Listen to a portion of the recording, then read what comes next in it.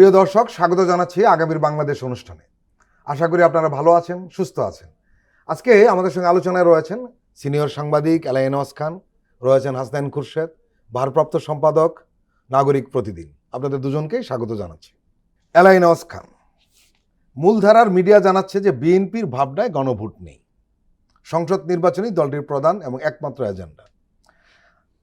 বাস্তবতায় গণভোটের পক্ষে বা বিপক্ষে হা কিংবা না ভোট চাওয়ার কোনো প্রচার প্রচারণায় নামছে না বিএনপি। দলটির নীতি নির্ধারকরা মনে করছেন গণভোট বিষয়ে সিদ্ধান্ত নেওয়ার অধিকার জনগণের, এটি নিয়ে রাজনৈতিক প্রচারের দায়িত্ব সরকারের। বিএনপি বলছে যে গণভোটে হা বা না বলার সিদ্ধান্ত যেটা রয়েছে সেটা রাজনৈতিক দল হিসেবে তারা সেটা দায়িত্ব নেবেন না। এখন প্রশ্ন হলো যেটা, যে তাহলে রাজনৈতিক দল হিসেবে নেতৃত্ব দেওয়ার দায়িত্বটা কে নিবে এই গণভোটের ব্যাপারে?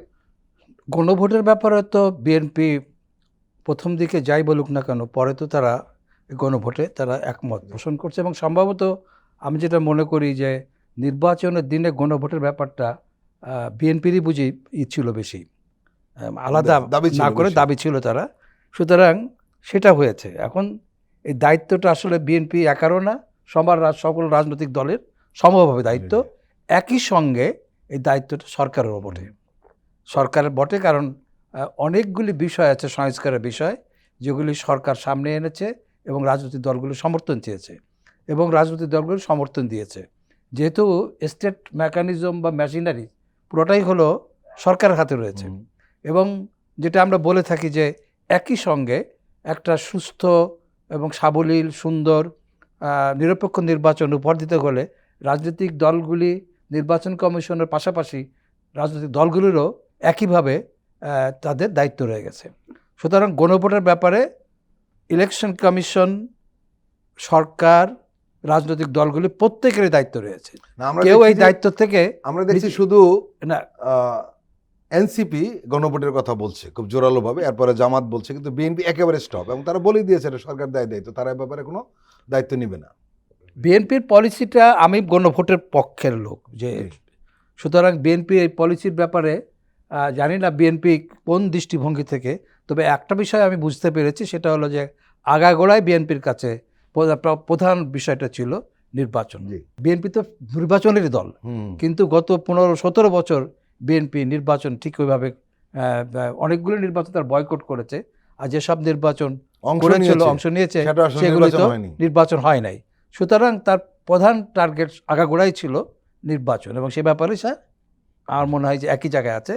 তবে আমি চাইবো এবং মনে করি যে বিএনপির উচিত এই গণভোটের ব্যাপারে তাদের দেখানো। আমরা দেখছি তৃণমূল পর্যায়ের বিএনপির কিছু কিছু নেতা কিন্তু গণভোটের বিপক্ষে কথা বলছে, তারা না ভোটের পক্ষে বলছে। এটা যদি হয় তাহলে, যেহেতু বিএনপি নীতিগতভাবে, এটা নীতিগতভাবে নাকি একদম অফিসিয়ালি এই গণভোটের পক্ষে গেছে, সেটা যদি নেয়, এটা একটা নেগেটিভ ব্যাপার। এ ব্যাপারে মনে হয় যে ব্যাপারটা ভালো দেখাচ্ছে না, এবং বিএনপির উচিত যে সবার সাথে মিলে গণভোটের ব্যাপারে তার পদক্ষেপ নেয় এবং একটা নির্দেশ দান করা। 20 তারিখের পরে আমরা আরও বুঝবো বিএনপি আসলেই গণভোটের ব্যাপারে নেগেটিভ অবস্থান নিয়েছে কিনা। হাসনাইন খুরশেদ, গণভোটকে সরকারের দায়িত্ব বলা কি আসলে রাজনৈতিক দায় এড়িয়ে যাওয়ার একটা কৌশল? আসলে গণভোটটা কেন? গণভোটটা হচ্ছে সংস্কারের জন্য। তো সংস্কারের বিষয় কিন্তু সবগুলো রাজনৈতিক দল চূড়ান্ত পর্যায়ে এসে একমত হয়েই জুলাই সনদে স্বাক্ষর করেছে, এবং জুলাই সনদ বাস্তবায়নের জন্যই গণভোট। তো গণভোটের প্রক্রিয়া যেভাবে হয়েছে আমাদের এখানে, এটা খুব স্বাভাবিক প্রক্রিয়া হয়নি, এটা কিছুটা আরোপিত হয়েছে, এটা নিয়ে কিছু সমস্যা আছে। কিন্তু আমি প্রশ্নটা নিয়ে আমার আসলে, আপনি যে প্রশ্ন করেছেন সেই প্রশ্ন নিয়েই আমার পাল্টা প্রশ্ন আছে। মানে বিএনপি গণভোটের ব্যাপারে নেতিবাচক সিদ্ধান্ত নিয়েছে, এটা সিদ্ধান্ত নেয়নি বা নেতিবাচক এমন কিছু আমি কিন্তু কোথাও পাইনি। তারা দলীয়ভাবে, কেন্দ্রীয়ভাবে কোনো গণভোটের ব্যাপারে কোনো নেতিবাচক সিদ্ধান্ত নেয়নি, কিন্তু তারা বলছে এটা সরকারের এজেন্ডা, সরকার এটা বাস্তবায়ন করবে। এমন কোনো কথা বলেছে বলে আমি জানি না, আমার জানা নেই, এবং এটা বিএনপি বলেছে এমন কোথাও আমি পাইনি। বিষয়টা হচ্ছে গণভোট একই দিনে হচ্ছে সংসদ নির্বাচনের সাথে, এটা বিএনপির দাবি ছিল। হ্যাঁ, নিঃসন্দেহে, কারণ এছাড়া এটা যৌক্তিকভাবে আসলে আয়োজন করা সম্ভবই ছিল না। এবং বাস্তবতা হচ্ছে শুধুমাত্র গণভোটের জন্য মানুষকে, এই প্রায় 13.5 কোটি মানুষ ভোটার, এত মানুষকে ভোট কেন্দ্রে আনা, ভোটে অংশগ্রহণ করানো, এটা অসম্ভব ছিল। তো এটা খুব স্ট্র্যাটেজিক্যালি খুব রাইট ডিসিশন যে একই দিনে গণভোট এবং সংসদ নির্বাচন হওয়া। সংসদ নির্বাচনের জন্যই আসলে মানুষ ভোট কেন্দ্রে আসে, ভোট কেন্দ্রে আসবে। আসার পর তারা একই সাথে গণভোটে হানা ভোট দিয়ে যাবে। সেইখানে গণভোটটা যাতে মানুষ অংশ নেয়, গণভোটে যাতে মানুষ ভোট দেয়, সেটা উদ্বুদ্ধ করার জন্য রাজনৈতিক দলগুলোর অবশ্যই দায়িত্ব আছে, কিন্তু মূল দায়িত্বটা আসলে সরকারকে নিতে হবে। সরকারকে উদ্বুদ্ধ করতে হবে মানুষের কাছে। কারণ রাজনৈতিক দলগুলো সবাই যেহেতু তারা একই সাথে সংসদ নির্বাচনে অংশ নিচ্ছে, এবং সংসদ নির্বাচনের ভিতর দিয়েই নির্ধারিত হবে আগামী সরকার কোন দল গঠন করবে বা কোন জোট গঠন করবে, সেই যে বিষয়টা। তো তাদের রাজনৈতিক দলগুলোর মূল লক্ষ্য হচ্ছে সংসদ নির্বাচন, এবং সেখানে তারা কনসেন্ট্রেট করছে। এবং রাজনৈতিক দলগুলো তো আসলে দলীয়ভাবে যেরকম, আবার আসন ভিত্তিতে প্রত্যেকটি আসনে তাদের যে প্রার্থীরা, সেই প্রার্থীরা বিজয়ী হওয়ার জন্য মানুষের কাছে যাচ্ছেন। এখন সংসদ নির্বাচন যদি একমাত্র এজেন্ডা হয়, একমাত্র তাহলে সংস্কার প্রশ্নে জুলাই সনদের বাস্তবায়ন কি হবে? সেই জন্যই সরকারকে অনেক বেশি উদ্যোগী হতে হবে, রাজনৈতিক দলগুলোকেও সক্রিয় হতে হবে, মানুষকে উদ্বুদ্ধ করতে হবে যে হ্যাঁ, গণভোটে অংশ নিন। হ্যাঁ না আপনি কি ভোট দেবেন সেটা আপনার পছন্দ, কিন্তু গণভোটে অংশ নিন। সেই জায়গায় মানুষকে উদ্বুদ্ধ করার দায়িত্ব রাজনৈতিক দলগুলো। কিন্তু বাস্তবতা হচ্ছে রাজনৈতিক দলগুলো যেহেতু সংসদ নির্বাচন নিয়ে অনেক বেশি ফোকাসড, সেই ক্ষেত্রে সরকারকেই আসলে মূল উদ্যোগ নিতে হবে যাতে গণভোটে মানুষ অংশ নেয়। মানুষ যদি কেন্দ্রে গিয়ে শুধুমাত্র সংসদ নির্বাচনের ভোট দিয়ে ফিরে না আসে, একই সাথে যাতে গণভোটের মানে ব্যালটেও ভোট দেয়, সেটা করার জন্য মানুষকে উদ্বুদ্ধ করা, গণভোটের যে বিষয়গুলো, যে এজেন্ডাগুলো, সেই এজেন্ডাগুলো সম্পর্কে মানুষকে সচেতন করা, গণভোটে অংশ নিলে জীবনের কি পরিবর্তন হবে, রাষ্ট্রের কি পরিবর্তন হবে, এটা মানুষকে জানানোর দায়িত্ব সরকারকেই নিতে হবে। সেক্ষেত্রে সরকারকে আরো অনেক বেশি সক্রিয় হওয়া উচিত। যেহেতু সংসদ নির্বাচনের সাথে গণভোটের বিষয়টা বাংলাদেশের ইতিহাসে প্রথম, গণভোট আলাদা হয়েছে প্রথম, সুতরাং এই গণভোটের ব্যাপারে সাধারণ ভোটার যারা, তাদের মধ্যে আগ্রহ থাকতে পারে, আবার এটা জানে না যেহেতু বিষয়টা কি, সেক্ষেত্রে একটা নিষ্প্রিয়তা থাকতে পারে। সেক্ষেত্রে আমি মনে করি ও যেটা বলেছে যে সরকারের কেন সরকার প্রচার করছে, তার প্রচার যন্ত্র এবং পোস্টার লিফলেট, পোস্টার এবং প্রতিটা জায়গায় পোস্টার সরকারের তরফ থেকে দিয়ে দেওয়া উচিত। কি কারণে আপনি এই একটা প্রশ্ন আমি হাসান খোরশেদের কাছে আবার যাব, সেটা হলো রাজনৈতিক ঐকমত্য হওয়া জুলাই সনদ কি সংসদের বাইরে একটা নৈতিক সংবিধান হিসেবে বিবেচিত হতে পারে ভবিষ্যতে? বিষয়টা হচ্ছে আসলে নৈতিক সংবিধান, আমি বুঝছি, কিন্তু সেইটা আসলে হওয়ার কোনো সুযোগ নেই। কারণ এটা গণভোটের ভিতর দিয়ে চূড়ান্তভাবে মানুষের রায় আসবে। মানুষ যদি গণভোটের মাধ্যমে এই জুলাই সনদকে অনুমোদন করে, তাহলে সেটা তো এরপরে সংসদে যাবে। সংসদে গিয়ে এটা নৈতিক সংবিধানগুলো আলাদা কিছু, বুঝছি আমি, কিন্তু নৈতিক সংবিধানগুলো আলাদা কিছু অস্তিত্ব থাকার কোনো সুযোগ নেই, এবং এই ধরনের কোনো কিছু বাস্তবের কোনো অস্তিত্ব থাকবে না। জিনিস হচ্ছে বিষয়টা সংসদে যাবে, সংসদে যাওয়ার পরে সংসদে বিল আকারে বিল প্রণয়ন করা হবে, বিল আকারে সংবিধান সংশোধন বিল আসবে কিংবা অন্যান্য ক্ষেত্রে বিল আসবে, সেই বিলগুলো পাস হবে। সেই বিল পাশের ভেতর দিয়ে, সংবিধান সংশোধন বিল পাশের ভেতর দিয়ে বিষয়টা সংবিধানের অংশ হবে। আলাদা করে এখানে কিন্তু একটা প্রশ্ন এসছে যে সরকার যদি গণভোটের দায়িত্ব নেয়, অথচ বড় বড় রাজনৈতিক দলগুলো যদি এর পক্ষে প্রচারে না নামে, তাহলে সেই গণভোট কতটা অংশগ্রহণমূলক হবে? সেটা নিঃসন্দেহে যে সরকারের দায়িত্বটা অনেক বেশি। আমি বারবারই একটা কথা বলছি যে রাজনৈতিক দলগুলোকে অবশ্যই মানুষকে উদ্বুদ্ধ করতে হবে, কিন্তু যখন তার কাছে সারা দেশে 300 আসনে তারা প্রতিদ্বন্দ্বিতা করছেন, তাদের কাছে মূল অগ্রাধিকার হচ্ছে আমার আসনে আমার প্রার্থীকে জেতাতে হবে। তো সে আসলে এক ধরনের প্রতিদ্বন্দ্বিতার মধ্যে আছে, সবগুলো রাজনৈতিক দল এক ধরনের প্রতিদ্বন্দ্বিতার মধ্যে আছে, নির্বাচনী প্রতিদ্বন্দ্বিতার মধ্যে আছে। প্রতিদ্বন্দ্বীদের পরাজিত করে নিজ দলের প্রার্থীকে বা নিজ জোটের প্রার্থীকে বিজয়ী করাই এখন তার মূল অগ্রাধিকার, এবং সেটা খুব স্বাভাবিক।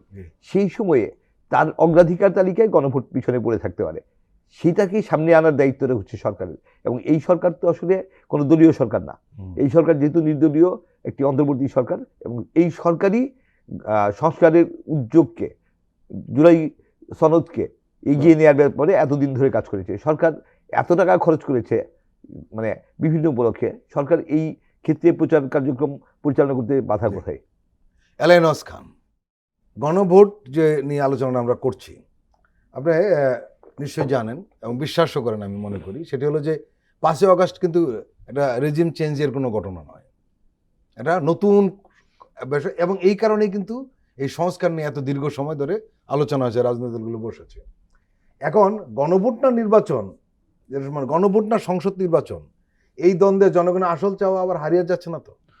একটা জিনিস আমি আপনাকে পরিষ্কারভাবে বলি, জি। সেটা হচ্ছে যে 5ই আগস্টের পর যে আমরা যে জুলাই বিপ্লব বা আগস্ট বিপ্লব বলছি, জি এই বিপ্লবের মধ্যে দিয়ে এমন একটা তরুণ সমাজের উত্থান ঘটেছে জি যারা খুব সচেতন রাজনৈতিকভাবে এবং সামাজিকভাবে নানাভাবে সচেতন। এবং এটা মনে করার কোনো কারণ নাই যে এই সচেতন অংশগুলি শেষ হয়ে গেছে, এটা না। বিষয়টা হলো যে তারা ভিজিলেন্স হিসাবে সবসময় থাকবে, এটা কিন্তু আপনি মাথায় রাখবেন। এবং মাঝখানে মনে হচ্ছিল যে এই শক্তিটা বুঝি হারিয়ে গেছে এটা মনে হচ্ছিল, কিন্তু ওই হাদির হত্যাকাণ্ডের পরে বোঝা গেছে না, হারিয়ে যায় না, সবাই যার যার জায়গা পুষে আছে। এবং আগামীতে যেই সরকার গঠন করুক না কেন, আপনার এটা মনে রাখতে হবে, এই শক্তিটা কিন্তু যে কোনো অন্যায়ের বিরুদ্ধে রুখে দাঁড়াবে। সুতরাং 5ই আগস্ট হারিয়ে যায় নাই। এখন যে আপনি বলতে চাচ্ছেন কি এটাই যে হ্যাঁ। যারাই সরকার গঠন করুক না কেন হ্যাঁ। সংস্কারকে অ্যাভয়েড করতে পারবে না। না, আমি তাকে প্রেশারে থাকতে হবে, এই প্রেশার। আর একটা হলো যে এমন একটা ঘটনা জুলাইতে ঘটে গেছে, নির্মম নিষ্ঠুর হত্যাকাণ্ডের ঘটনা, এবং রাষ্ট্র শক্তি প্রয়োগ কতটা নিন্দনীয় হইতে পারে। আগামীতে যে সরকারে আসুক না কেন এই ধরনের প্রেশারে দমন নীতি গ্রহণ করে টিকে থাকার মতন অবস্থা কিন্তু আগামীতে হবে না। এটা মাথায় রাখতে হবে যে আমরা করে। এবং আর বিএনপি তো সেটা যে ইতিহাস তাতে কিন্তু বলে না সেটা। তাহলে তো ইয়াতে 26-এর কী বলে 96 সালের যে ইলেকশনটা হলো, যেখানে একটা ইলেকশন হলো, তো বিএনপি পাশ করলো, ইচ্ছে করলে ওই আন্দোলনের মুখে বিএনপি শক্তি প্রয়োগ করতে পারতো, কিন্তু বিএনপি কিন্তু সেটা করে নাই। 12 দিনের মধ্যে যেটা তারা করা দরকার পার্লামেন্টে সেটা সেটা করে দিছে। এই ঐতিহ্য এবং ইতিহাস যাদের আছে তারা যে কোনো অন্যায় করবে এবং লোকজন রাস্তায় নামবে, শক্তি প্রয়োগ করবে, আমার মনে হয় না সেটা। তবে আমি যেটা বলছি যে এই শক্তিটা সব সময় ভিজিলেন্স হিসাবে কাজ করবে এবং তাদের পথ ধরে পর্যায়ক্রমে স্কুল কলেজ যেখানতে বলেন না কেন এই ছেলেদের উত্থান করতে থাকবে। জি, হাসান খুরশেদ, আমাদের অত্যন্ত সিনিয়র সাংবাদিক এলাই নওয়াজ খান যে কথাটা বলেছেন, আসলে এটা একটা বড় পয়েন্ট। কারণ হলো গণভোট নিয়ে হা বা না কে কী করলো তার চেয়ে বড় কথা হলো যে এই গণভোটের মাধ্যমে যে সংস্কারের প্রস্তাব দেওয়া হয়েছে সেগুলো ভবিষ্যতের যে কোনো ক্ষমতাসীন দলের পক্ষে এড়িয়ে যাওয়া কঠিন হবে। আরেকটা বিষয় যেটা প্রশ্নটা উঠেছে অন্য কারণে, সেটা হলো বিএনপি তো সবার আগে সংস্কার চেয়েছে, প্রথম 31 বছর সংস্কার দিয়েছে। এই কারণে মানুষ আশা পোষণ করে যে বিএনপিও এই গণভোটের পক্ষে কথা বলুক। কি বলবেন? বিষয়টা হচ্ছে যে সংস্কার তো আসলে সবার চাওয়া ছিল। সংস্কার কোন ক্ষেত্রে কোন কোন বিষয়ে সেটা নিয়ে ভিন্ন মত ছিল, কিভাবে সংস্কার বাস্তবায়ন হবে সেটা নিয়ে ভিন্ন মত ছিল। কিন্তু আবার অনেকগুলো বিষয়ে সবাই একমত হয়েছে। হ্যাঁ, অনেকগুলো বিষয়ে একমত হয়েছে। যে সমস্ত বিষয়ে সবাই একমত হয়েছে সে সমস্ত বিষয়ে সংস্কার আসলে গণভোট কিংবা এরপরে সংবিধান সংশোধন এগুলো এক ধরনের আনুষ্ঠানিকতা, সাংবিধানিক বাধ্যবাধকতার কারণে করা। কিন্তু যে সমস্ত বিষয়ে নোট অফ ডিসেন্ট ছিল সেই জায়গাগুলিতে, এবং জুলাই সনদ কিন্তু নোট অফ ডিসেন্ট সহ স্বাক্ষরিত হয়েছিল। পরবর্তীতে সরকার যে আদেশ জারি করেছে সেখানে এসে নোট অফ ডিসেন্টকে উপেক্ষা করা হয়েছে। সেই জায়গাটায় কিছু প্রশ্ন থেকেই যাচ্ছে। তো সেটার জন্য আমরা গণভোটের পরে আগামী সংসদের দিকে তাকিয়ে থাকবো। আসলে আগামী সংসদে সংবিধান সংশোধন বিলগুলো কীভাবে আসে, কি বিলে কীভাবে জিনিসগুলো অন্তর্ভুক্ত করা হয়, কীভাবে সংসদ সদস্যরা আলোচনা করে সর্বসম্মতভাবে কোন সিদ্ধান্তে আসেন, সেই জায়গাগুলিতে আসলে দেখার বিষয় রয়ে গেছে। এখানে আমি একটু যোগ করতে চাই, সেটা হলো যে বিএনপির ভারপ্রাপ্ত চেয়ারম্যান তিনি কিন্তু লন্ডনে থাকতে এবং এখানে এসে একটা কথা কিন্তু বারবার বলেছেন, সেটা হলো যে আর বিএনপি ক্ষমতায় গেলে একটা প্রশাসনে সর্বক্ষেত্রে একটা গুণগত পরিবর্তন আনবে। তবে সেটা যদি হয়, যদি গুণগত পরিবর্তন যদি আনতে হয় তাহলে সংস্কার করতে হবে, কারণ প্রথাগত অবস্থায় গুণগত পরিবর্তন সম্ভব না।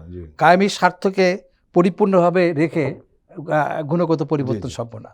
সুতরাং সংস্কারের বাইরে যাওয়ার সংস্কারের বাইরে কেউ যেতে চায় এটা কিন্তু আমরা এখন পর্যন্ত দেখছি না, বরং সংস্কারের প্রশ্নে সবাই একমত হয়েই জুলাই সনদ স্বাক্ষর করেছে।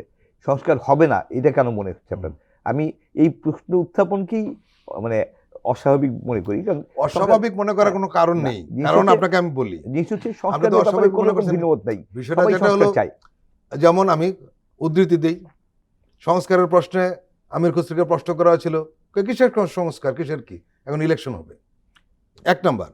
এবং আপনি তৃণমূল পর্যায়ে পরিষ্কার বলছে আপনারা নার পক্ষে ভোট দিবেন, এটা কারণ আমি নায়ের জানি না আপনি পক্ষে কোথায় ভোট না পেয়েছেন দিলে এটা। কি হবে সে ব্যাখ্যাও দিয়েছে। আমার প্রশ্নটা যেটা হলো যে ওটা এটা কি আসলে কেন্দ্রীয়ভাবে হয়েছে কিনা? না, আমি সেটাই আর কি, যে স্থানীয় পর্যায়ে এরকম হলে কেন্দ্রীয় পর্যায়ে থামানো উচিত। ব্যক্তি পর্যায়ে কে কি বললো জি। সেটা বড় ইস্যু না, এই ক্ষেত্রে পারসেপশন দলীয় তৈরি না, হয়, অবস্থান, এইখানে না, দলীয় অবস্থান, পারসেপশন তৈরি হয়। দলীয় অবস্থান কিন্তু সব দলেরই সেম, সব দলই সংস্কারে সংস্কার প্রস্তাবে সমর্থন করেছে, জুলাই সনদে এইখানে আর একটা বিষয় আছে ভিন্নমতের কিন্তু, কিছু নাই। সেটা হলো যে বিএনপির ভারপ্রাপ্ত চেয়ারম্যান কিন্তু বারবার কদিন আগেও বলেছেন যে নির্বাচনের পরে আমরা সবাইকে নিয়ে জাতীয় সরকার গঠন করব। না, এটা বলেনি, জাতীয় সরকার বলেনি একবারও, আমি পাইনি। সবাইকে নিয়ে সরকার গঠন করবো, না, না, জামাতবাদ, না, না, না, না, জামাতবাদ আবার এরা না, এটা ভারপ্রাপ্ত বলছে, চেয়ারম্যান না, বলে না, নাই, না, না, অন্য এমন একজন কিছু বলছে। এমন কিছু সেটা বলেনি, অন্যরা এমন কিছু টোন বলেনি, করছে, এমন কিছু সবাইকে বলেনি। নিয়ে সরকার গঠন করব। না, এর সেটা আগে বলেনি। বলছে জাতীয় এটা- সরকারটা না, না, না, এটা বল, জাতীয় সরকারের কথা কোথাও আমি পাইনি, জাতীয় সরকারের কথা সবাইকে কোথাও নিয়ে পাইনি। সরকার সবাইকে কথা নিয়ে এরকম বলছে। একটা শব্দ সবাই- বলছে। সবাইকে নিয়ে বলছি সরকার সবাইকে গঠন নিয়ে দেশ চালাবো, জি। সবাইকে দেশ সাথে নিয়ে তাই দেশ মানে চালাবো, তো। কিন্তু সরকার গঠন একদমই দলীয়ভাবে হবে। সবাইকে গঠন নিয়ে সবাইকে যখন, নিয়ে হ্যাঁ, আমি সেটা সেটা বল, কোথাও সরকার বললাম না, সবাইকে নিয়ে দেশ চালাবো জি, যখন জি, আসবে, হ্যাঁ। তো সবার কথা হচ্ছে সংস্কার করা। সুতরাং সংস্কার থেকে বেরিয়ে যাওয়া সম্ভব কোনো না সুযোগই নেই। বিএনপির পক্ষে। সংস্কারে তো সবাই সম্মত হয়েই জুলাই সনদে স্বাক্ষর করেছে। জুলাই সনদে যদি স্বাক্ষর না করতো তাহলে বলা যেত যে জি। এই দল স্বাক্ষর করেনি, তো তারা আর সংস্কার মানবে সবচেয়ে না। বড় কথা হলো সেখানে- সংস্কারের প্রথম বিএনপি তো বিএনপি একটি দফা সংস্কার দিয়ে প্রস্তাব সংস্কার দিয়েছে। প্রস্তাব দিয়েছে। তো সেখানে বিএনপির দিক থেকে কোনো ভিন্ন মত আমরা, মানে বিএনপি কেন, কারো দিক থেকে কোনো ভিন্ন মত আমরা এখন পর্যন্ত পাইনি। জি। ব্যক্তি পর্যায়ে যদি কেউ বলে থাকে সেটা তার ব্যক্তিগত অবস্থান হতে পারে, কিন্তু কোনো দল দলীয়ভাবে সিদ্ধান্ত নিয়ে আমরা সংস্কার চাই না, আমরা সংস্কার বাস্তবায়ন করব না, সংস্কারের বিরোধিতা করব, এমন কোনো কিছু এখন পর্যন্ত দৃশ্যমান না, এবং এমন কিছু কেউ কোনো দলের অবস্থান হবে বলে আমরা মনে করি না। এবং সেটা যদি কোনো দল তার অবস্থান বলতে এরকম কোনো কথা বলে, সেটা আসলে দুঃখজনক হবে এবং সেটা মানুষ মানবে না। আমরাও আশা করি যে রাজনৈতিক দলগুলো তাদের এই নির্বাচনের সঙ্গে সঙ্গে, সংসদ নির্বাচনের সঙ্গে সঙ্গে গণভোটের পক্ষেও যাতে কথা বলে মানুষকে উদ্বুদ্ধ করে। নিঃসন্দেহে। জি। প্রিয় দর্শক, আমরা এখন একটি বিরতি নিচ্ছি, আপনারা আমাদের সঙ্গেই থাকুন।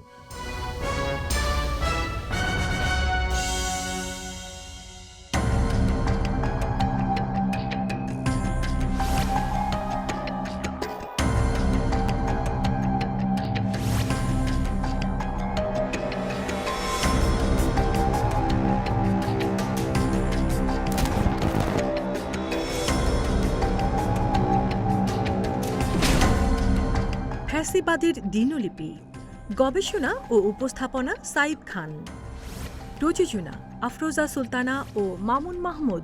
দেখবেন প্রতি রবি থেকে বৃহস্পতিবার সন্ধ্যা 7টায়।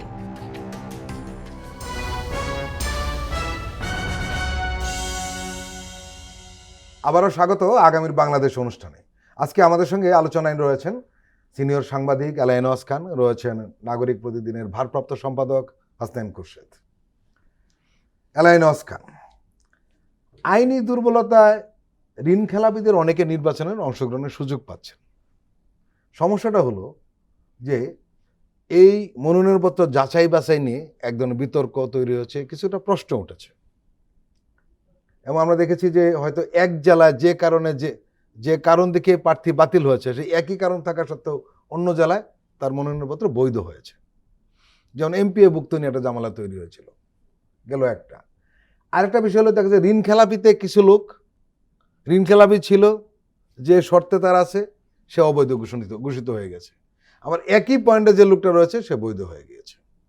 এই কারণে যাচাই বাছাই নিয়ে অনেকটা প্রশ্ন উঠেছে। এবং আরেকটা বড় ঘটনা, সেটা হলো স্বতন্ত্র সদস্য র্যান্ডমলি বাদ পড়ছে, এটা মেজর অংশই। সব মিলিয়ে কি বলবেন? আমি অতীতেও এরকম ঘটনাগুলি যে ঘটেছে, এবার একটু বেশি আমরা দেখতে পাচ্ছি, কারণ এবার সবার দৃষ্টিটা ইলেকশনের প্রতি এত বেশি আছে যে সে কারণে এই বিষয়গুলো আমরা দেখতে পাচ্ছি। আগেও কিন্তু ঘটেছে, তবে যেহেতু এটা আপিল করার সুযোগ আছে। আপনি ধরেন যে এলাকায় যে কারণে তার বাতিল হয়েছে নমিনেশন, আর এক এলাকায় সেটা গ্রহণ হয়েছে, এইটা দৃষ্টান্ত হিসাবে সে আদালতে যেতে পারে, আপিল করতে পারে। এবং ইতিমধ্যে দেখলাম যে অনেকগুলি আপিলে অনেকেই কিন্তু নমিনেশন আবার ফেরত পেয়েছে। এবং এই জটিলতাটা আপনি যেটা বললেন যে নির্বাচন কমিশনের যে মানে এই আইনি জটিলতাগুলিকে এবার দেখে আমার সংশোধনের সুযোগ তৈরি হচ্ছে আগামীতে, যাতে আমরা সংস্কারের কথা বলছি না, সব না, এখানে আরপি তো যা আছে সেটা ঠিক মতো মানা হচ্ছে না। সমস্যাটা হচ্ছে তাহলে তো এই জন্য আমার মনে হয় যে আদালত থেকে একটা দরকার, এখানে আরেকটা ঝামেলা তৈরি হয়েছে, আমি সুপারিশ যোগ করে দেই কোনটা? যে জনপ্রতিনিধিত্ব আদেশ যেটা আরপি অনুসারে একজন ঋণ খেলাপি নির্বাচনে প্রতিদ্বন্দ্বিতা করতে পারেন না, কিন্তু সুপ্রিম কোর্টের স্থগিতাদেশের ফলে একজন ঋণ খেলাপি আপিল নিষ্পত্তি না হওয়া পর্যন্ত অন্য যে কোনো নাগরিকের মতোই একই সুযোগ সুবিধা ভোগ করতে পারবেন। স্থগিত হয়ে গেলে আরেক ঝামেলা, কিন্তু সে ঋণ খেলাপি, এটা তো সমাধান তো হচ্ছে না, এই ধরনের জটিলতা তৈরি হচ্ছে। এসব ক্ষেত্রে একমাত্র আদালতই দিতে পারে একটা ফয়সালা, কারণ আমরা তো আমাদের দিক থেকে কোনো ফয়সালা দেওয়ার কোনো সুযোগ নাই।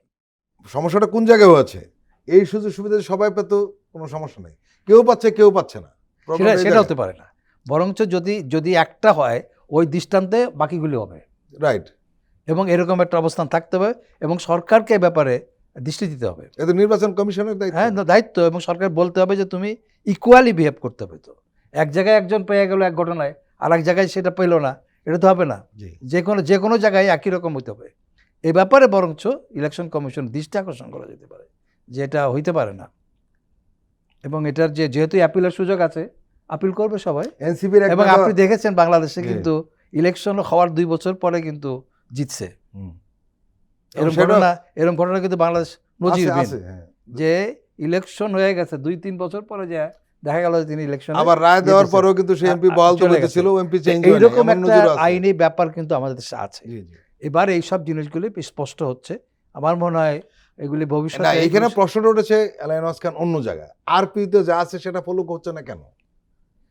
সেটার ব্যাপারে তো আমরা কিভাবে বলবো, ইলেকশন কমিশনকে আমরা বরঞ্চ সব দিক থেকে এই প্রেশারটা দেওয়া যে কিন্তু এখানে প্রশ্ন আসছে, তাহলে স্থানীয় যারা কর্মকর্তা নিয়োগপ্রাপ্ত হয়েছেন তারা নির্বাচন কমিশনের কথা শুনছেন না, এই প্রশ্ন কেউ কেউ উঠিয়েছেন। এখন যেটা হলো যে আপনি একটা জিনিস আপনাকে বলি, জি। আপনি আমার পাশের দেশ ইন্ডিয়া, জি। ইন্ডিয়াতে ইলেকশন যারা করেন জি, তাদের সমস্ত কর্মকর্তা হ্যাঁ, তাদের নিজস্ব জনবল। এখানে হয় কি যে আপনার তার জনবল না, জি। এটা হলো আমাদের প্রশাসনের জনবল দিয়ে করা হয়। অনেক ক্ষেত্রে তারা এটা নাও শুনতে পারে যদি ইলেকশনের লোক দিয়ে, এটা আমরা কিন্তু অতীতে বারবার কিন্তু বলে আসছি যে আমাদের কিন্তু এইটা হওয়া উচিত যে প্রত্যেকটা জায়গায় যার ইলেকশন কি বলে ওই যেটাকে জেলাগুলিতে ডিসিগুলি হচ্ছে রিটার্নিং অফিসার, সেক্ষেত্রে যদি আমাদের ইলেকশন কমিশনের হতো তাহলে কিন্তু এই সিচুয়েশন হতো না। এটা কিন্তু অনেকবারই হচ্ছে, বারবার হচ্ছে। এবং আমাদের যে ম্যানিপুলেশনটা হয়, সরকার করে যখন, যেমন ক্ষমতায় থাকে যখন ইলেকশন করে, তখন ম্যানিপুলেশনটা হয় এই ডিসিদের মাধ্যমে, রিটার্নিং অফিসার হয়। সেহেতু ইলেকশন কমিশনের লোক যদি থাকতো তাহলে এই সিচুয়েশনটা হতো না। এবং এটা মনে হয় আগামীতে সব কিছু যখন সংস্কার হচ্ছে এটাও হওয়া উচিত বলে আমি মনে করি। হাসনাইন খুরশেদ, কোনো রাজনৈতিক দলের নেতারা বিশেষ করে এনসিপির অভিযোগ করেছেন যে নির্বাচন কমিশনে যারা কাজ করছেন তারা কোনো একটি দলের প্রতি হেলে পড়েছেন, হেলে শব্দটা ব্যবহার করেছেন, বিশেষ করে এই ঋণ খেলাপির প্রশ্নে। আর স্বতন্ত্র সদস্য র্যান্ডমলি বাদ হয়ে যাওয়ার কারণে উনি এই মন্তব্যটা করেছেন, কি বলবেন? ঋণ খেলাপি কিংবা অন্য কোনো কারণে মনোনয়নপত্র বাতিল যা হয়েছে, বাতিলের বিরুদ্ধে আপিলের সময় কিন্তু এখন চলছে। আপিল করছে বিভিন্ন জন এবং আপত্তি উত্থাপন করছে যে একজন ঋণ খেলাপি সে যদি কোনোভাবে পার পেয়ে যায়, তার বিরুদ্ধে যে পার পেয়ে যাওয়ার বিরুদ্ধে যে তারটা অবৈধ ঘোষণা করা হোক, সেই অভিযোগও জমা হচ্ছে। মানে সো এই আপিলের নিষ্পত্তি হওয়ার পরে আমরা আসলে চূড়ান্ত প্রার্থী তালিকা পাবো, চূড়ান্তভাবে কারা হাতে কিছু থাকবে না। আমি কথা শেষ করি, বিষয় হচ্ছে যে এরপরে আরপিওতে নির্বাচনী আইনে যেটা আছে, এরপরে নির্বাচনী ট্রাইব্যুনাল থাকে, নির্বাচনী ট্রাইব্যুনালেও কিন্তু অভিযোগ করা যায়, সুপ্রিম কোর্টে মানে যাওয়া যায়।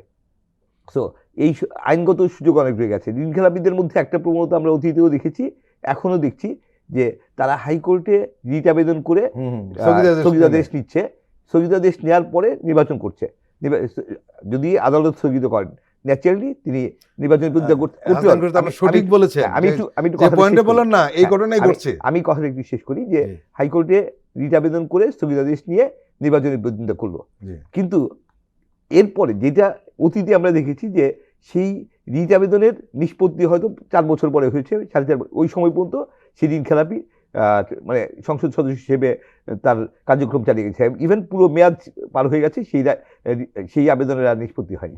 সেই জায়গাতে আমরা আসলে খুব অগ্রাধিকার দেওয়ার কথা বলবো যে যদি কেউ সত্যি ঋণ খেলাপি হয়ে থাকে, এই বিষয়টা যদি সে নির্বাচনের প্রতিনিধিত্ব করে, তার শপথের আগেই হাইকোর্ট থেকে চূড়ান্ত সিদ্ধান্ত আসতে হবে যে সে আদৌ ঋণ খেলাপি কি ঋণ খেলাপি না। এদের নির্বাচন যদি- আগে আসলেই ভালো। নির্বাচন আগে সময়ে যদি কাভার করতে না পারেন, কাভার করতে পারলে খুবই ভালো।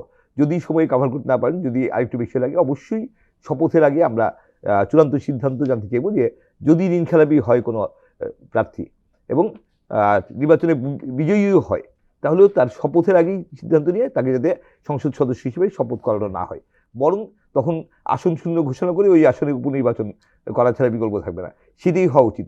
কিন্তু ঋণ খেলাপি একজন যিনি ঋণ খেলাপি থেকে হাইকোর্টে আবেদন করে স্থগিতাদেশ নিয়ে নির্বাচন বিরোধিতা করলেন, বিজয়ী হলেন এবং তারপরে তিনি 5 বছর তার পুরো মেয়াদ কাটিয়ে গেলেন, এইটা আমরা অতীতে ঘটতে দেখেছি।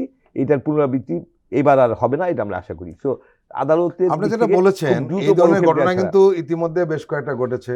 নারায়ণগঞ্জে একটা ঘটনা আছে, মৌলভীবাজারে একটা ঘটনা আছে, স্থগিতাদেশের ঘটনা আছে, স্থগিতাদেশের যেটা ঘটনাটা রয়েছে, বেশ কিছু ঘটনা আছে। বিষয়টা হচ্ছে আমরা যদি উল্টো দিক থেকে দেখি জি। যে একজন মানুষ আদৌ ঋণ খেলাপি না, কিন্তু তাকে ঋণ খেলাপি হিসেবে চিহ্নিত করে তাকে যদি তার মনোনয়নপত্র বাতিল করা হয়, তখন তো তিনি আদালতে গিয়ে তার প্রতিকার চাইতেই পারেন। কিন্তু ঋণ খেলাপি কিন্তু আইনের মার পেছে অফ রয়েছে, আইনের মার পেচের ইস্যু নাই। বিষয়টা হচ্ছে যে যদি যাতে কোনোভাবেই আইনের মার পেচের সুযোগ নিয়ে ঋণ খেলাপি নির্বাচনী বিজয়ী হয়ে সংসদ সদস্য হতে না পারেন, সেটা রেস্ট্রিক্ট করার জন্য শপথের আগেই অবশ্যই মানে তার চূড়ান্ত সিদ্ধান্ত আসতে হবে তিনি ঋণ খেলাপি কি ঋণ খেলাপি না। এখানে কিছু ব্যাখ্যার বিষয় থেকে যায়, মানে কিছু কিছু ক্ষেত্রে এমন আমরা শুনেছি বা অতীতে দেখেছি যে একজন কেউ ঋণ খেলাপি ছিলেন অতীতে, এই মুহূর্তে না, তিনি হয়তো নির্ধারিত সময়ের ভোটে প্রতিদ্বন্দ্বিতার আগেই তার মানে ঋণ পুনঃতফসিল করিয়ে নিয়েছেন, রিশিডিউল করে নিয়েছেন। রিশিডিউল করে নিয়েছেন, কিন্তু সেটা আপডেট হয়নি। এরকম ঘটনাও কিন্তু আমরা অতীতে দেখেছি।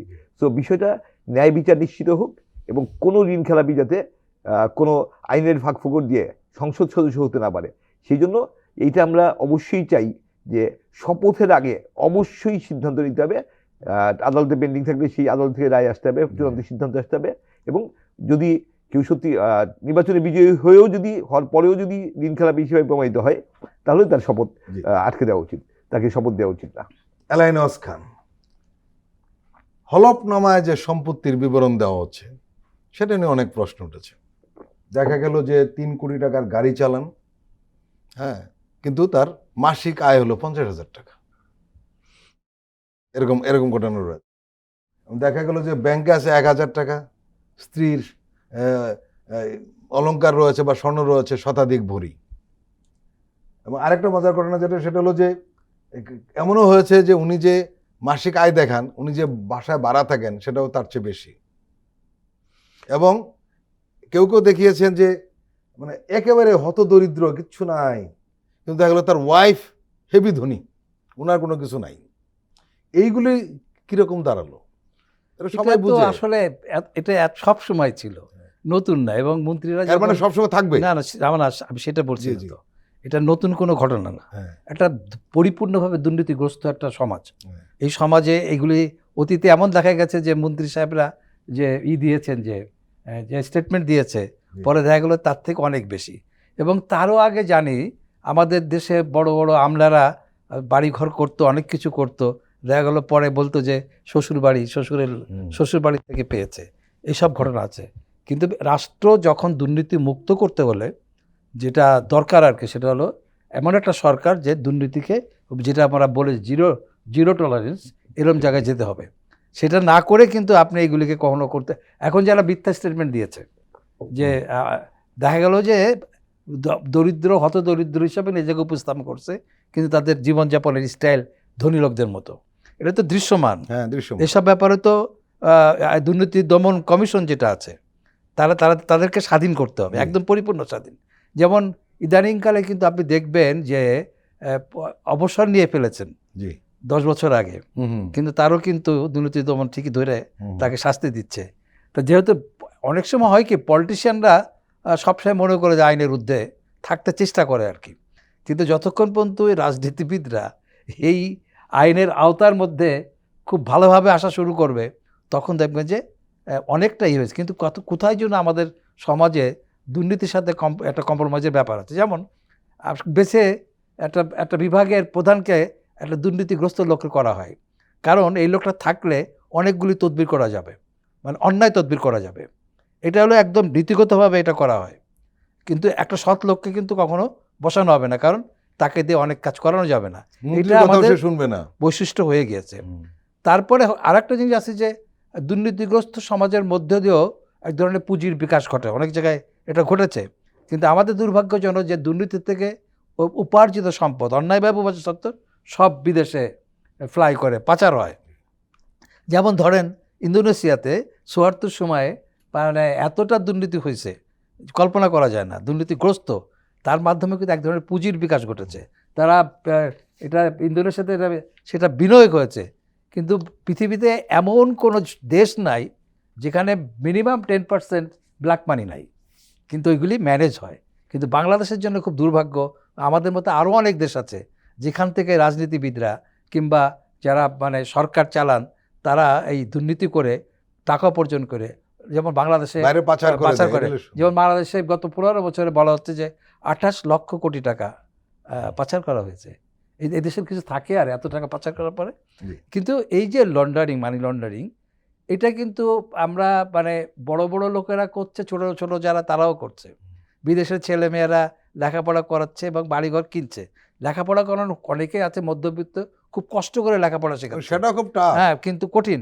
কিন্তু অনেকে আছে যে বাড়ি ঘর করাই করিয়া সন্তানদের সেখানে রেখে পড়াশোনা করাচ্ছে, স্পোর্টস কার্স কিনে দিচ্ছে, এরকম ঘটনা আছে এটা। এবং আমি শুনেছি আমার কানাডাতে কতগুলি বন্ধু যে এরা এমন রাজকীয় জীবনযাপন করে, এইভাবে টাকা পাচার করে নিয়ে যায়। অনেক ক্ষেত্রে এটা হচ্ছে। কিন্তু এটা যেটা জিনিস আপনি মনে রাখবেন যে আপনি যখন রাষ্ট্রের ভিতরে, দুইটা পাশাপাশি ব্যাপার, রাষ্ট্রের ভিতরে যদি বসবাসের যোগ্য না করতে পারেন, লোক যে যাবে, যখন প্রতি বছর ইন্ডিয়াতে আমার মনে হয় কয়েক হাজার লোক ইন্ডিয়ার পাসপোর্ট সারেন্ডার করতেছে, তারা অন্য দেশে চলে যাচ্ছে। ইন্ডিয়ার প্রোপাগান্ডা মনে হয় যে স্বপ্নের দেশ, কিন্তু আভ্যন্তরীণ সংকট, দারিদ্র্যের ভারসাম্যহীন, মানে কি বলে, ভারসাম্যহীনতা এমন এক পর্যায়ে কল্পনা করা যায় না। তারা সুযোগ পেলে বিদেশে যাচ্ছে আর ফিরছে না। আপনি যতক্ষণ পর্যন্ত, আপনাকে একটা উদাহরণ দেই, চীনে যখন খুব খারাপ অবস্থা ছিল, চীনের থেকে লোকজন বা আমেরিকা, ইউরোপের দেশগুলো চলে যেত, ইভেন তারা পড়তে গিয়ে আর ফিরে আসতো না। কিন্তু এখন দেখা যাচ্ছে কি, চীনের যেসব ছেলেমেয়েরা আমেরিকার মতন জায়গায় লেখাপড়া করছে তারা ফিরে এসে কাজ করছে। কারণ এই যে আপনি ম্যারিটকে যে আপনি মূল্য দিচ্ছেন, ম্যারিটোক্রাসির যে ব্যাপারটা চীনে প্রাধান্য দিচ্ছে। আরেকটা প্রসঙ্গ চলে গেল, আমরা দুর্নীতি নিয়ে বলছিলাম। দুর্নীতির সাথে আমি বলি দুর্নীতি কমে কিভাবে, কিন্তু এভাবে আমাদের এখানে যারা বিদেশে পড়তে যায় দুর্নীতির টাকায় যায়, দুর্নীতির টাকায় যাচ্ছে। আমি বলছি যতক্ষণ পর্যন্ত, আমি যেটা বলছি মানি ম্যানেজ, বিদেশে টাকা না পাঠায় আপনি এখানে ইনভেস্ট করবেন, এই ইনভেস্টকে যোগ্য লোক দেওয়া পরিচালিত করতে হবে। সেই জন্য আপনার বিদেশ থেকে লেখাপড়া যারা শিখে বাংলাদেশে থাকার পরিবেশটা তৈরি করতে হবে। বাংলাদেশ থেকে লোকজন চলে যেতে চাচ্ছে কেন? আপনি মধ্যবিত্তের ছেলে যার সামান্যতম সামর্থ্য আছে, সে বাংলাদেশে থাকতে চাচ্ছে না। হাসান খুরশেদ, এবারের জাতীয় সংসদ নির্বাচনে সংসদ সদস্য হতে মনোনয়ন পত্র দাখিল করেছেন প্রায় ২৫০০ প্রার্থী। তাদের বেশিরভাগই চালচলনে বিলাসী এবং বিত্তবান, চলাফেরা করেন দামি গাড়ি, যেটা বলছিলাম, পোশাক পরিচ্ছদে আভিজাত্যের ছোঁয়া। কিন্তু নির্বাচনী হলফনামা তারা বলতে গেলে একেবারেই হতদরিদ্র। কিছু রাজনীতিবিদ ছাড়া তাদের বেশিরভাগই দেখেছেন তারা তত সম্পদশালী নয়। আয় অতি নগণ্য, ক্ষেত্র বিশেষে ৩০,০০০ থেকে ৫০,০০০ টাকা আয় করা প্রার্থীর সংখ্যাই বেশি। এখন প্রশ্ন যেটা হলো যে এই যে প্রার্থীদের, আবার এখানে আয়করের প্রসঙ্গ আসছে, দেখা যাচ্ছে যে প্রার্থীদের আয়করের নথি এবং হলফনামার মধ্যেও ব্যাপক পার্থক্য রয়েছে। আয়করে দেখিয়েছে কম সম্পদ, আর হলফনামা একটু বেশি দেখিয়েছে। একটি হলো অথচ আয়কর বিভাগ ঠিক মতো যদি যাচাই বাছাই যদি করতো তাহলে এই সংকটটা কিন্তু তৈরি হতো। দেখা যেত হলফনামায় এবং আয়করের সেম হয়ে যেত। এবং প্রশ্ন করেনি কেউ যে কেন আয়কর নথির সঙ্গে হলফনামার দেওয়া তথ্য গরমিল। এই প্রশ্নটা যারা এটা যাচাই বাছাই করছে তারা সেটা বলতে পারতো যে ভাই আপনি হলফনামা দিয়েছেন এত সম্পদ, আয়কর এত কম কেন? এখন এই যে তথ্যের অমিল, এবং এখানে কিন্তু আয়কর ফাঁকি দিয়েছে, কিন্তু সেই প্রশ্নটা উঠতেছে। কিন্তু যার কারণে হয়েছে, কিন্তু এগুলো একটু ওভারলুক করা ইত্যাদি ইত্যাদি করে অনেকে পার পেয়ে যাচ্ছে। আবার কেউ কেউ সামান্য একটু নথিতে এবং হলফনামাতে, আয়কর নথি হলফনামা যদি গরমিল হচ্ছে, সে বাতিল হয়ে যাচ্ছে, এবং এই বাতিলের শিকার হচ্ছে বেশিরভাগই স্বতন্ত্র প্রার্থীরা। কি বলবেন সব মিলিয়ে? বিষয়টা হচ্ছে যে যাচাই বাছাইটা খুব যথার্থ হওয়া উচিত। যাচাই বাছাইয়ের ক্ষেত্রে আরো অনেক ডেপথে যাওয়ার সুযোগ আছে, এবং সেটার জন্য পর্যাপ্ত সময় নেওয়ার প্রয়োজনে আরো সময় রাখতে পারতো, বা যেটুকু সময় আছে সময় ছিল সময় ঠিকমতো, ছিল অসুবিধা ঠিকই, নেই। কিন্তু এই যে আয়কর রিটার্নের সাথে হলফনামার পার্থক্য, এই পার্থক্যগুলি হওয়ার কোনো কারণ নেই। আয়কর রিটার্ন ঠিক আছে, জুন পর্যন্ত আপনি আয়কর রিটার্নে আপনি দেখিয়েছেন আপনার আয়, জি। তারপরে এই গত কয়েক মাসে এমন কি কারণ ঘটেছে যে আপনার সম্পদ অনেক কমে গেছে অথবা বেড়ে বেড়ে গেছে, গেছে, জি। আপনার আয় অনেক বেড়ে গেছে বা কমে গেছে, সেই জায়গাগুলিতে প্রশ্ন করলেই যৌক্তিক জি। উত্তর খুঁজে পেয়ে সিদ্ধান্ত নেওয়া যেত। সেই জায়গায় নির্বাচন কমিশনকে, রিটার্নিং অফিসারদেরকে আরো অনেক বেশি তৎপর হওয়া উচিত। এবং এখন যেহেতু আপিলের প্রক্রিয়া চলছে, আপিল প্রক্রিয়ায় বিষয়টা খুব গুরুত্বের সাথে দেখা উচিত, এবং এরকম কোনো এরকম যে সমস্ত ব্যত্যয়গুলো আছে জি। সেগুলো নিষ্পত্তি করেই চূড়ান্ত সিদ্ধান্ত নেওয়া উচিত। That is one. আরেকটা বিষয় আমি একটু নজরে রাখতে চাই, সেটা হচ্ছে অনেক বছর ধরেই আমাদের যারা সংসদ সদস্য হচ্ছেন কিংবা যারা সংসদ নির্বাচনে প্রতিদ্বন্দ্বিতা করছেন, তাদের একটা বড় অংশ হচ্ছে ব্যবসায়ী। ব্যবসায়ীদের মধ্যে একটা চালাকির প্রবণতা আছে, যে তারা যেটা করেন, নিঃসন্দেহে আমরা সবাই জানি যে কোম্পানি এবং ব্যক্তি একদম আলাদা সত্য। হুম। কোম্পানির মালিক ব্যক্তি হিসেবে তিনি সংসদ নির্বাচনে প্রতিদ্বন্দ্বিতা করেন, সেখানে তার কোম্পানি প্রতিদ্বন্দ্বিতা করে না।